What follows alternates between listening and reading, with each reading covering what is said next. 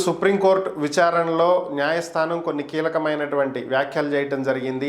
అసలు లడ్డూని పరిశీలించారా, second opinion తీసుకున్నారా, ల్యాబ్ టెస్టుల్లో రిపోర్ట్లు ఏమొచ్చాయి, కల్తీ జరిగినటువంటి నెయ్యిని వాడటం జరిగిందా లేదా, ఒక సమగ్రమైనటువంటి విచారణ చేసి కల్తీ జరిగింది అని నిర్ధారించుకోకుండా ఈ వ్యాఖ్యలు ఎలా చేస్తారు, ఇంతమంది మనోభావాలు దెబ్బతీయటమే అవుతుంది కదా అనేది సుప్రీంకోర్టు చేసినటువంటి ప్రధానమైనటువంటి వ్యాఖ్యలు. వీటిని ఎలా చూడాలి? ఖచ్చితంగా సుప్రీంకోర్టు ఈరోజు చేసిన వ్యాఖ్యలు కానీ మనం పరిశీలిస్తే సగటు హిందూ యొక్క మనోభావాలకు ప్రతిస్పందనగానే చూడాలి. జరిగిందా, జరగలేదా, జరుగుంటే ఎవరు బాధ్యులు అన్నది వేరే ప్రశ్న. ఒక సున్నితమైనటువంటి కోట్లాది మంది భక్తుల మనోభావాలతో ముడిపడినటువంటి శ్రీవారి ప్రసాదాల పట్ల అట్లా మాట్లాడేవచ్చా?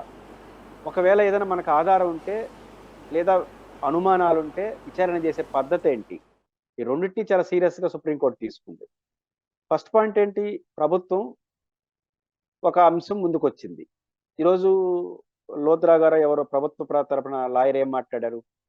భక్తుల నుంచి ఫిర్యాదులు ఉన్నాయి నాణ్యతల పైన అని.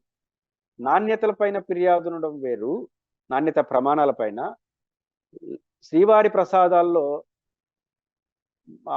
జంతువుల మాంసం వాడడం వేరు. నాణ్యత ప్రమాణాలపైన అనుమానాలతో వ్యక్తం చేస్తే వెంటనే ఏం చేస్తారు? ఆ లడ్డులని, అందులో వాడే పదార్థాలని ల్యాబులకు పంపించి ఎక్కడేం జరుగుతుందో టెస్టులు చేస్తారు, ఒక నిర్ధారణకు వస్తారు, దానికి కారణాలు విశ్లేషిస్తారు. ఎవరైనా అధికారులు తప్పుంటే వాళ్ళపైన చర్యలు తీసుకుంటారు. కానీ నాణ్యత ప్రమాణాల మీద కంప్లైంట్ ఉందని వారు మాట్లాడుతున్నారు. కానీ ఆంధ్రప్రదేశ్లో ముఖ్యమంత్రి గారు, ఉప ముఖ్యమంత్రి గారు, కొన్ని మీడియా సంస్థలు, కొంతమంది నాయకులు, బీజేపీ వాళ్ళు ఏం మాట్లాడుతున్నారు? జగన్మోహన్ రెడ్డి గారు క్రిస్టియన్ కాబట్టి జంతువులతో కలిపేశారండి. మీకు వచ్చిన ఫిర్యాదుకి మీరు చేసిన విమర్శలకు ఏమైనా పొంతం ఉందా? కాబట్టి మీరు రాజకీయ కోణంతో విమర్శించారని విషయం అర్థమవుతుంది కదా. ఇది మొదటి పాయింట్. రెండో పాయింట్, విచారణ చేసే పద్ధతి ఏంది? ఇంతకాలం మనం ఎవరు అడగని ప్రశ్న సుప్రీంకోర్టు అడిగింది. అదేంటంటే, కల్తీ అపప్రద దేనికి వస్తుంది? లడ్డు ప్రసాదాల్లో ఈ జంతువులకు సంబంధించిన నెయ్యి, కొవ్వు కలిస్తేనే అపప్రద వస్తుంది. వారు తీసుకొచ్చిన నెయ్యిలో కలుసున్నా దాన్ని రిటర్న్ పంపించేస్తారు, తీసుకోదు టీటీడీ. కలిపేస్తే అపప్రద జరిగినట్టు. అక్కడ అపప్రద జరిగిందని, తప్పు జరిగిందని దేని ప్రామాణికంగా తీసుకోవాలంటే లడ్డు. ఆ లడ్డులు మీరు టెస్ట్కు పంపించారా అనింది. పంపలా, మనం నెయ్యినే పంపించాం. ఎవ్వరూ అడగని ప్రశ్న సుప్రీంకోర్టు ఈరోజు అడిగింది. అది చాలా క్రూషియల్. ఏ లడ్డుల్లో అయితే మీరు అనిమల్ ఫ్యాట్ కలిసిందని అనుమానిస్తున్నారో, ఆరోపిస్తున్నారో, ఆ లడ్డులు టెస్ట్ చేశారా అని అడిగింది. చేయలేదు. నెంబర్ 1. నెంబర్ 2, ఒక ల్యాబ్లో ఒక రిపోర్ట్ వస్తుంది, గుజరాత్ ల్యాబ్. ఆ lab private lab, prestigious lab కావచ్చు. ఏ ల్యాబ్లో అయినా ఒక తీవ్రమైన అలిగేషన్స్ వచ్చినప్పుడు వెంటనే సెకండ్ పోతాం. అలిగేషన్ చిన్నదా, జంతువుల కొవ్వు, ఒక మనోభావాలు, రెండో క్వశ్చన్ చేయాలి. పైపెచ్చు గుజరాత్ ల్యాబ్ ఇచ్చిన దాంట్లో అనేక బలహీనతలు ఉన్నాయి. ఒక ఫ్యాట్ ఉండే అవకాశం ఉంది అంటూనే మినహాయింపులు కూడా చెప్పేసింది. ఒకవేళ ఆ సదరు పాలు ఇచ్చే ఆవుకి ఫీడ్ వీటిలో తేడా వచ్చినా కూడా, ఆరోగ్య సమస్యలు ఉన్నా కూడా ఏదైనా వ్యత్యాసం ఉండే అవకాశం ఉంది అనేసి. అంటే సమగ్రంగా లేదు, పర్ఫెక్ట్, అంటే 100% నిర్ధారణకు రాలేదు. అప్పుడు మరింత బాధ్యత ఉంది, ఇంకొక ల్యాబ్ పంపించారు. మనకు తిరుపతికి కూతవేట దూరంలో మైసూర్ ల్యాబ్ ఉంది. మైసూర్ ల్యాబ్కి ఎందుకు పంపారో లేదు నాకు తెలియదు. ఎప్పుడైనా మనకు రఘురామకృష్ణాథ్ కేసులో కాంప్లికేట్ వచ్చినప్పుడు అడిగి పంపించాం, మిలిటరీ హాస్పిటల్కి పంపించాం. ఎందుకని?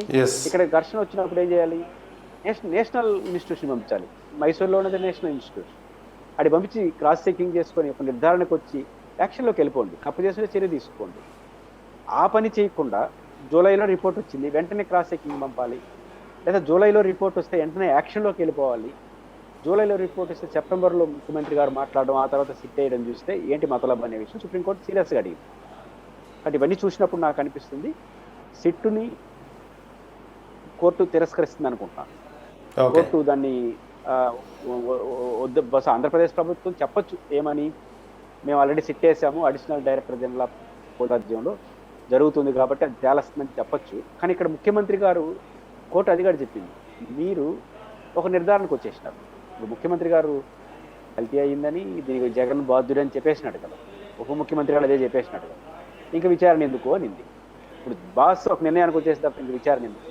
మళ్ళీ సిట్ వేయడంలో ఉద్దేశం ఇంకేం విచారిస్తారు మీరు? అంటే లేకపోతే విచారణ చేయకుండానే నిర్ధారణ రాకుండా ఆరోపణ చేస్తున్నారు. అది ఇంకా ప్రమాదం. కాబట్టి నేను అనుకుంటుంది సిట్టుని స్థానంలో సుప్రీంకోర్టు ఇస్తే సిబిఐకి లేదా సుబ్రహ్మణ్య స్వామి గారు కూడా ప్రభుత్వ ఏజెన్సీలతో కాకుండా, ఎందుకంటే రాజకీయ పార్టీలతో ముడిపడి ఉంది కాబట్టి, రాజకీయ కోణం ఉంది కాబట్టి సుప్రీంకోర్టు పర్యవేక్షణలో విచారణ కోరుతున్నారు ఆయన. బహుశా దానికి ఆ పరిధిలోకి, నేనైతే సిట్టు పరిధిలోకి ఏరే నేషనల్ ఆంధ్రప్రదేశ్ ప్రభుత్వ పరిధి దాటిన ఏజెన్సీ విచారణలోకి వెళుతుంది అని నేనైతే నమ్ముతున్నాను. ఖచ్చితంగా ఇది మంచి పరిణామం. ఈ పరిణామం తెలుగుదేశం పార్టీకి రాజకీయంగా ఆత్మరక్షణలో పడినట్టే, చాలా తీవ్రమైన ఇబ్బంది పడింది. ఎందుకంటే ఒక బేస్లెస్ ఆర్గ్యుమెంట్తో పోయినారు. ఇప్పుడు జగన్మోహన్ రెడ్డి గారి ఖాతాలో వేద్దాం అనుకోండి, ఎప్పటి లోపల వేయాలి? జూన్ 4వ తేదీ లోపల వేయాలి. అప్పుడు వచ్చిన నెయ్యి, అప్పుడు వచ్చిన లడ్డు ఆయన ఖాతాలో వేయాలంటే టెక్నికల్గా జూన్ 4 తర్వాత అయితే మన ఖాతా. 4కు ముందు లడ్డు లేవు, నెయ్యి లేవు. ఎట్లా వేస్తావు నిజంగా వాడున్నా కూడా? 2 మన ఖాతాలో ఏం చేసినారు? జూలైలో వచ్చినటువంటి నెయ్యిని పంపించారు, గుజరాత్ ల్యాబ్ పంపించింది. వెంటనే ఏం చేసి ఉండాలి? ఆ లారీలు సీజ్ చేసి ఉండాలి. ఆ ఫ్యాట్ అని వచ్చింది కదా, అనిమల్ ఫ్యాట్ అని గుజరాత్, లారీలు సీజ్ చేసి పంపించారు. లారీలు చక్కగా పంపించేసినారు. మిమ్మల్ని ఎందుకు బ్లాక్ లిస్ట్ పెట్టకూడదు అని పంపించారు. ఇప్పుడు దాన్ని చెక్ చేయాలంటే ఆ లారీలు ఉంటాయా? ఆ నెయ్యి ఉంటుందా? అంటే అంటే ఒకదానికి బ్లెండర్ మిస్టేక్స్. కాబట్టి ఈ విషయంలో తెలుగుదేశం పార్టీ జనరల్గా జగన్మోహన్ రెడ్డిని తిట్టినట్టే తిట్టేసింది. ముందు వెనక ఆలోచించుకున్నారు.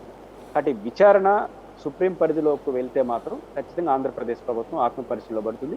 ఇది ఎప్పటికైనా గుర్తించి, జగన్మోహన్ రెడ్డి క్రిస్టియన్ కాబట్టి, జగన్మోహన్ రెడ్డి గారు వివేకానంద రెడ్డి కేసులో అట్లా అనుకున్నాడు కాబట్టి మీరు అనుకునేసి, ఆయన అట్లాంటి వాడు కాబట్టి చేసుంటాడు, ఇవన్నీ మీడియాలో మాట్లాడడానికి పబ్లిక్ ఉండే మాట బాగా పనికొస్తాయి. కానీ కోర్టుల ముందు, చట్టం ముందు నిలబడదు. ఎప్పటికైనా ప్రభుత్వం దాన్ని గుర్తిస్తే నష్ట నివారణ చర్యలు తీసుకోండి. ఇంకా ఆ పరిధి కూడా దాటిపోయింది. ఇంకా సుప్రీంకోర్టు ఏం చెప్తుందో చూడాలి. కాబట్టి బుధవారానికి ఏదో వాయిదా వేసినట్టున్నారు. ఖచ్చితంగా నేను అనుకుంటున్నాను ఈ సమస్యకు ఒక ముగింపు, హేతుబద్ధమైన ముగింపు వస్తుంది. తప్పు చేసుంటే వాళ్ళు పనిష్ అవుతారు. తిరుమల తిరుపతి దేవస్థానాన్ని ఆసరాగా చేసుకొని రాజకీయ ఉపన్యాసాలు చెప్పే వాళ్ళకు కూడా ఈ కేసు ఒక హెచ్చరిక ఉంటుంది. వాళ్ళు కూడా శిక్ష అనుభవిస్తారు. ఖచ్చితంగా సుప్రీంకోర్టు పరిధిలోకి వస్తే మాత్రం ఈ సమస్యకు ముగింపుతో పాటు తప్పు చేసున్నా, తప్పుడు ఆరోపణలు చేసున్నా వాళ్ళకి పనిష్మెంట్ అయితే సీరియస్గా ఉంటుంది. సుప్రీంకోర్టు విచారణలో న్యాయస్థానం కొన్ని కీలకమైనటువంటి వ్యాఖ్యలు చేయడం జరిగింది. అసలు లడ్డూని పరిశీలించారా? సెకండ్ ఒపీనియన్ తీసుకున్నారా? ల్యాబ్ టెస్టుల్లో రిపోర్ట్లు ఏమొచ్చాయి? కల్తీ జరిగినటువంటి నెయ్యిని వాడటం జరిగిందా లేదా? ఒక సమగ్రమైనటువంటి విచారణ చేసి కల్తీ జరిగింది అని నిర్ధారించుకోకుండా ఈ వ్యాఖ్యలు ఎలా చేస్తారు? ఇంతమంది మనోభావాలు దెబ్బతీయటమే అవుతుంది కదా అనేది సుప్రీంకోర్టు చేసినటువంటి ప్రధానమైనటువంటి వ్యాఖ్యలు. వీటిని ఎలా చూడాలి?